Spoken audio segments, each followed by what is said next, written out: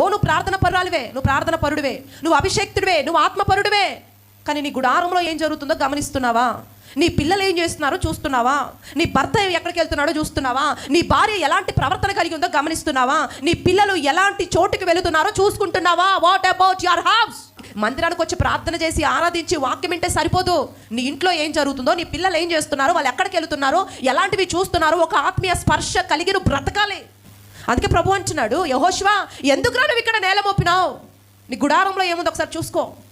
ఈరోజు ఒక తల్లిగా తండ్రిగా కన్నీరు కారుస్తూ దేవుడి సన్నిధిలో ప్రార్థిస్తున్నావేమో, అయ్యో ఏంటయ్యా నా పిల్లలు ఏంటయ్యా, నా కుటుంబం ఏంటని అడుగుతున్నాయి. ఒకవేళ అలా ప్రశ్నిస్తూ ఒకవేళ ఇక్కడికి వచ్చి కూర్చుంటే ప్రభు మాట్లాడుతున్నాడు, ఫస్ట్ నీ గుడారంలో ఏం జరుగుతుందో చూసుకో. ఒక స్పర్శ కలిగి బ్రతుకు, నీ పిల్లల్ని సరిచేయి. ఈరోజు ప్రార్థన పరుల వైఫల్యం ఏంటి? ప్రార్థన బాగా చేస్తున్నావు, ప్రార్థన పరుడివే, ప్రార్థన పరురాలివే, కానీ నీ గుడారంలో ఏమి జరుగుతుందో తెలుసుకొని ఒక స్పర్శ లేని వాడిగా బ్రతుకుతున్నావు. కాబట్టి నువ్వు అన్ని విషయాలు ఏమవుతున్నావు అంటే ఓడిపోయేవాడిగా ఉన్నావు.